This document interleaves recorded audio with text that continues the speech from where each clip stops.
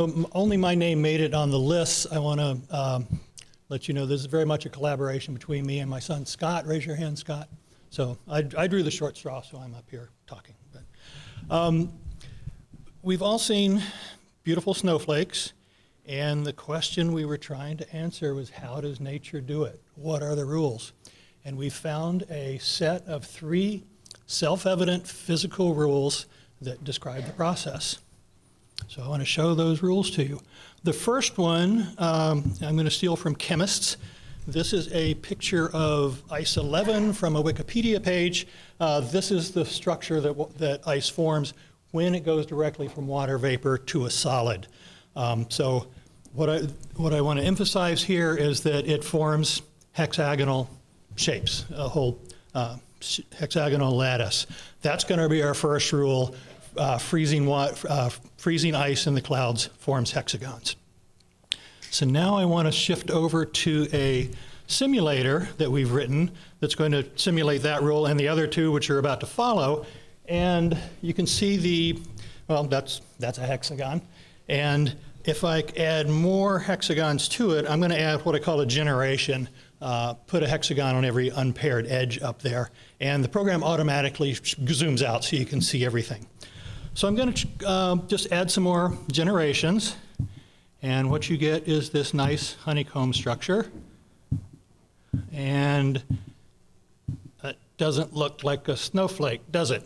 Well, technically it does look like a snowflake, because here's a photograph of some snowflakes taken in 1910. And I want to call your attention to the upper left one, which is starting to grow some spines, but basically it's a hexagon. And if you look at photographs of snowflakes that the photographer has not selected the pretty ones from, you'll see some hexagons in there. But we really want to know what causes them to branch out. Well, this is happening inside of a cloud. There are a lot of things going on inside of a cloud. You've got updrafts and downdrafts. You've got warm fronts meeting cold fronts. Cold fronts. Ice, just like everything else, shrinks when it gets colder.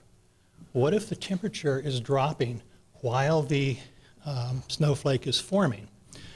So that's the second thing we want to add to this simulation, is control over the temperature as the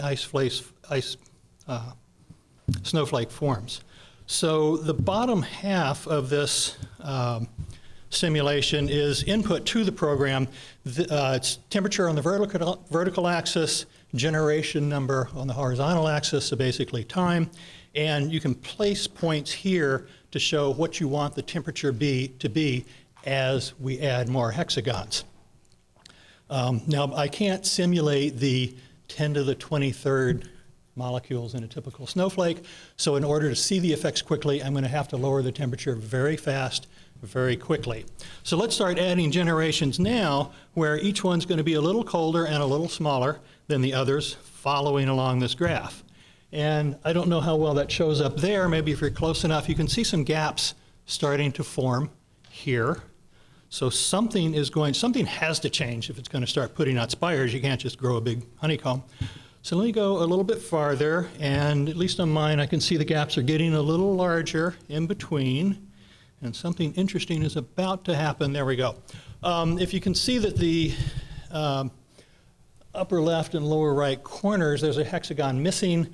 That's really the third. There's 2 reasons for that. One can really be the second rule. If you have a small hexagon that's trying to merge with a big hexagon, you can't do it. The edge length ratios are just too far off. If it's a little bit, it can stretch, but if it's too far off, it can't do it. The other thing that can happen is if you have a hexagon joining another one at a single vertex, it can flop around all different ways. It's a very weak connection. These are hydrogen bonds in the first place, which are some of the weakest bonds that chemists have.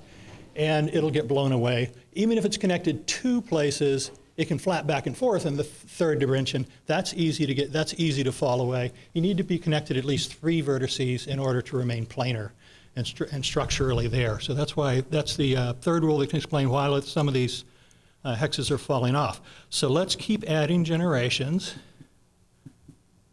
And I'm going to speed up a little bit.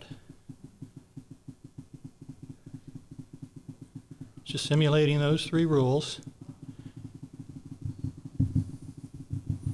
And that, my friends, is a snowflake. So to make this a little more fun to play with, we added this little automatic mode where as you move the graph around, you're changing the sequence of temperatures that it goes through as it's forming, so you can see, let's see what the effects are and what sort of snowflakes that creates. If you'd like to play with it, I'll have my program over there during the break, and I'd be happy to talk to you. Thank you.